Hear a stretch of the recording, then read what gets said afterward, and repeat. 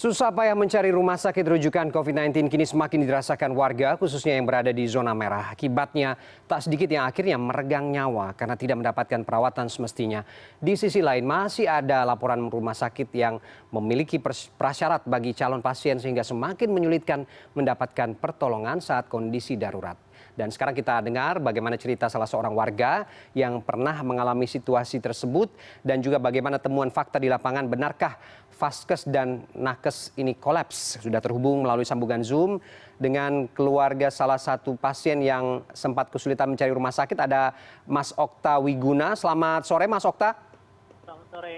Ya, terima kasih dengan Ferdi di sini Mas Okta, dan juga ada teman-teman dari lapor COVID-19 Hana Syakira. Selamat sore Mbak Hana. Ya, selamat sore Mas. Ya, terima kasih Mas Okta dan Mbak Hana sudah bergabung dengan kita sore ini. Saya ke Mas Okta dulu. Mas Okta, kalau tidak salah kakak ipar Anda ya yang saat itu Anda bantu untuk Anda bawa ke rumah sakit dan mencarikan rumah sakit. Kita ingin tahu dulu kondisi kakak ipar Anda saat itu seperti apa sehingga kemudian Anda memutuskan untuk membawa dia ke rumah sakit untuk mendapatkan perawatan di rumah sakit. Terima kasih, betul memang kakak ipar saya. Jadi dia ada gejala seperti COVID, kemudian kita tes PCR dan ternyata hasilnya positif. Kemudian kita coba bawa ke klinik COVID, itu juga nunggu 1 atau 2 hari untuk bisa dapat jadwal, untuk bisa dicek dokter spesialis. Menurut dokter itu paru-parunya sudah 50% putih gitu ya. Concern, kemudian saturasinya sudah 60, angkanya sudah jauh rendah sekali. Menurut dokter ini sudah harus dibawa ke ICU, tapi mereka tidak bisa merawat karena mereka tidak punya ICU COVID. Setelah Dari itu situ kemudian kami coba ke beberapa rumah sakit swasta. Saya juga ketika sampai UGD tidak sendirian, sama juga kami juga dengan orang lain di sana juga ditolak gitu. Ada yang bilang, bisa nggak dokternya lihat dulu? Tidak bisa, bednya penuh. Memang kami lihat bednya memang penuh.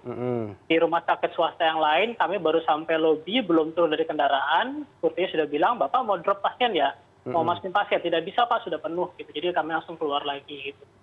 Jadi rumah sakit swasta sudah tidak bisa, kami coba ke RSUD. Katanya harus ke RT dulu. Kami ke RT, ternyata di RT adalah diarahkan dari RT ini akan ke puskesmas mana. Kami sudah sampai ke puskesmas. Di puskesmas ada antrian untuk dicek oleh dokter puskesmas apakah pasien ini memang harus dirawat. Kalau memang tidak mau menunggu, gawat, akan bawa ke UGD. Kami bawa ke RSUD. Di RSUD juga sudah ada antrian gitu. Katanya di situ pendek, kami bawa ke sana. Jadi pertama ada antrian masuk UGD. Kalau memang gawat bisa masuk ke dalam. Tapi kami juga dikasih lihat, kalaupun masuk, dirawatnya sudah di kursi, Pak. Sudah tidak bisa di tempat tidur lagi karena sudah penuh gitu. Dan di dalam itu kan seharusnya dari UGD diarahkan mau ke ICU atau mau ke kamar perawatan. Baik ICU maupun kamar perawatan di Jakarta Selatan ini sudah penuh semua gitu. Jadi memang sudah tidak bisa masuk sama sekali walaupun dalam kondisi yang seperti itu. Prosedurnya memang Anda sudah ikuti ya, dari rujukan dasar dari RT ke puskesmas, setelah itu ke RSUD begitu, dan dibawa ke rumah sakit yang dirujuk oleh puskesmas tadi, dan semuanya alasannya adalah penuh begitu ya, semua ruangan untuk perawatan baik IGD ataupun juga ruang isolasi begitu? Ya, mungkin bukan alasan, tapi memang dikasih lihat juga sih memang benar-benar penuh, memang benar-benar tidak ada tempat gitu. Oke, jawabannya memang semuanya penuh dan Anda melihat sendiri situasinya memang seperti itu ya.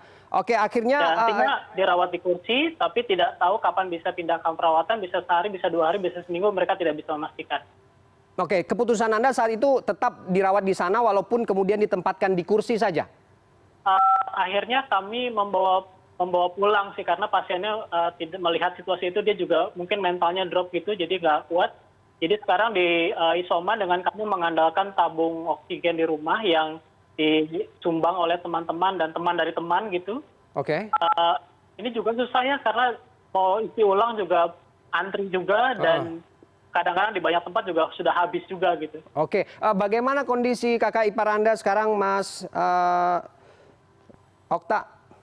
Ya, jadi Mas, jadi kondisinya saat ini sangat bergantung dari tabung oksigen itu. Jadi kalau tabung oksigennya tidak terputus, saturasinya bisa naik sampai 80 gitu ya. Tapi kalau tidak ada, ya 60. Dan kondisinya memang nafasnya berat dan kemarin sempat kalau batuk sudah sampai keluar darah, memang katanya begitu gejalanya. Ya jadi sekarang hanya bisa menunggu gitu kalau mungkin ada ICU kosong gitu ya, karena kata dokter sudah masuk ICU, dibantu oksigen dan obat dari dokter juga. Oke. Mudah-mudahan sih obat itu bisa membantu gitu. Sudah dicoba lagi ke rumah sakit yang bisa menampung kakak ipar Anda, sudah dihubungi lagi atau belum, atau bagaimana keputusan keluarga? Kami masih terus mencari sih, jadi sudah melibatkan banyak sekali orang, teman-teman juga sudah membantu mencarikan, tapi memang sulit sih. Oke, dan sampai hari memang ini di bawah ya kondisinya begitu, paling harus antri juga di sana. Sementara kadang-kadang kan juga ada yang bilang bahwa di sana kosong, tapi kan untuk membawa pasien dengan kondisi seperti itu sampai sana sudah kelelahan gitu, dan pasiennya juga sudah tidak sanggup dia untuk jalan-jalan gitu. Kadang-kadang mengikuti informasi pun kami sudah bingung juga, nanti kalau dibawa ke sana ternyata tidak ada gitu. Oke, artinya kemudian saat ini masih belum mendapatkan rumah sakit untuk bisa mendapatkan perawatan optimal ya. Oke, saya tahan dulu Anda, Mas Okta, saya langsung ke Mbak Hana. Mbak Hana, apa temuan Anda soal sulitnya mencari rumah sakit rujukan di situasi darurat seperti ini? Dari cerita Mas Okta tadi, cukup miris sekali situasinya. Apa kemudian yang Anda catat dengan kondisi darurat seperti sekarang? Ya, baik, jadi kami di Lapor COVID-19 membuka kanal aduan seputar COVID melalui chatbot di WhatsApp dan Telegram. Salah satunya kami menerima permintaan dari warga yang kesulitan mencari RS, baik itu untuk penanganan IGD, ICU, dan lain-lain. Hingga 30 Juni kemarin, sebelum kami menutup layanan pada 1 Juli, kami mendapati penuhnya fasilitas layanan kesehatan dan kami mendapati banyak RS yang menolak pasien karena keterbatasan atau tidak adanya ketersediaan tempat tidur. Dalam situasi saat ini sulit memang untuk merujuk pasien ketika rumah sakit sedang full, padahal pasien sangat berharap meminta bantuan. Di sisi lain, kesulitan kami, laporan juga terus berdatangan padahal masih adanya pasien yang belum berhasil kami bantu carikan rumah sakit atau dirujuk. Kemudian beberapa pasien yang tidak mendapatkan tempat tidur atau bed di IGD harus bertahan di rumah dengan ketersediaan alat seadanya seperti cerita Bapak Okta tadi, yaitu bertahan di rumah, baik itu dengan peralatan puskesmas maupun tabung oksigen disiapkan secara mandiri oleh keluarga pasien. Bahkan beberapa di antaranya harus berakhir meninggal dunia, mohon maaf, karena tidak mendapatkan pertolongan secepatnya. Oke, Mbak Hana, kan jelas begitu ya bahwa dilihat sendiri oleh keluarga pasien, vaskes atau rumah sakit yang kemudian disediakan khususnya di zona merah ini memang sudah full begitu, perawatan sampai di atas kursi. Sebelum lebih lanjut, sebenarnya yang dilakukan teman-teman sebelum kemudian menyerah kemarin, kasus apa yang banyak diadukan? Iya, baik. Jadi sejak 14 Juni 2021 hingga 30 Juni kemarin, sebelum akhirnya kami menutup layanan, kami menerima 101 laporan masuk pencarian vaskes untuk pasien positif COVID-19, baik itu penanganan gawat darurat atau emergensi di IGD, ruang isolasi, dan ruang rawat intensif lainnya. Bahkan juga termasuk permintaan penanganan di puskesmas. Laporan permintaan RS paling banyak tersebar di wilayah Jabodetabek. Kemudian dari 101 tersebut, kasus paling banyak terbantu adalah pencarian IGD sebanyak 12 orang, kemudian disusul dengan 7 orang terbantu mendapatkan penanganan RS, 3 orang terbantu mendapatkan fasilitas isolasi di hotel atau tempat pemerintah, dan 1 orang terbantu mendapat ICU. Namun kembali tadi karena terbatasnya fasilitas kesehatan, seperti Bapak Okta, 45 orang di antaranya akhirnya hanya mampu isolasi mandiri di rumah. Oke, Mas Okta, saya kembali ke Anda. Mas tadi dirawat di rumah ya kakak iparnya. Bagaimana kemudian Anda bisa memastikan kondisi kakak ipar Anda ini saat ini dalam perawatan yang diawasi begitu, dalam pengawasan? Apa yang Anda lakukan? Karena kan sekarang kita juga tahu bahwa ada konsultasi telemedicine begitu, atau juga upaya-upaya yang meringankan pasien-pasien yang tidak mendapatkan tempat di rumah sakit. Saat ini apa yang Anda bisa share begitu dengan perawatan seoptimal mungkin yang diterapkan di rumah?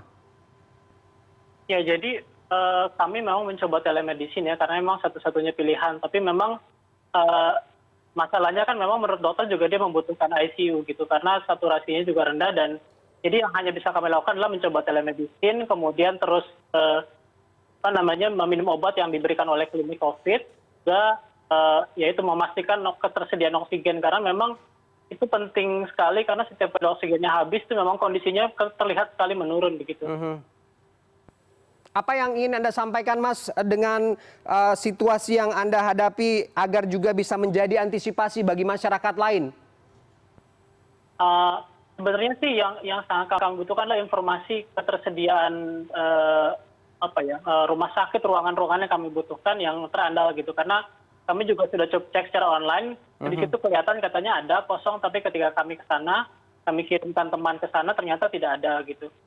Paling tidak sih informasi yang lebih bisa diandalkan, kemudian ya kalau memungkinkan ya seperti itu, mungkin ada tambahan-tambahan ruang-ruangan untuk bed gitu ya. Paling tidak ketika dirawat UGD pun tidak dirawat di kursi, misalnya ada tambahan tempat tidur. Sebenarnya kan kalau untuk kami merasa lebih aman kalau keluarga kami bisa ada dirawat di rumah sakit bagaimanapun kondisinya gitu ya. Walaupun di sana penuh, tapi kami tahu bahwa pertolongan pertama dokter ada dan selalu siap menolong. Itu sih yang kami harapkan. Oke, terakhir saya ke Mbak Hana. Singkat saja Mbak Hana, kepastian yang diinginkan oleh masyarakat, apa lagi yang perlu direkomendasikan dalam situasi darurat seperti ini kepada pemerintah khususnya? Ya baik, tentunya pemerintah harus memprioritaskan kesehatan masyarakat dan menimbang pendapat ahli kesehatan dalam membuat kebijakan berbasis data dan kemanusiaan. Kemudian pemerintah harus memastikan ketersediaan tempat tidur atau fasilitas layanan kesehatan, baik untuk pasien gejala berat, sedang maupun ringan. Tentunya dengan testing dan tracing juga harus terus diperkuat agar kita dapat segera melacak kontak erat dan orang yang terkonfirmasi positif, supaya mereka dapat ditangani lebih cepat dan kita dapat arahkan segera untuk karantina atau isolasi mandiri, yang mana hal ini dapat mengurangi penularan COVID-19 di tengah masyarakat. Kemudian juga pemerintah harus memberikan perlindungan kepada tenaga kesehatan, baik perlindungan kesehatan maupun insentif untuk mendukung tugas para tenaga kesehatan yang merawat pasien COVID-19. Terakhir, pemerintah perlu percepatan produksi dan distribusi oksigen untuk mencegah perburukan pada pasien COVID-19 yang mengalami sesak napas, penurunan saturasi oksigen. Oke, baik, terima kasih Mbak Hana. Mudah-mudahan rekomendasi ini bisa diterapkan dan bisa jadi pertimbangan untuk bisa mengambil langkah selanjutnya agar situasi-situasi darurat yang dialami langsung oleh masyarakat seperti Mas Okta ini juga bisa menjadi rujukan agar tidak kemudian dialami oleh masyarakat lain. Terima kasih. Waktu kita cukup terbatas, Mas Okta. Terima kasih sharingnya sore ini dan juga Mbak Hana sudah bergabung dengan kita di CNN Indonesia Newsroom.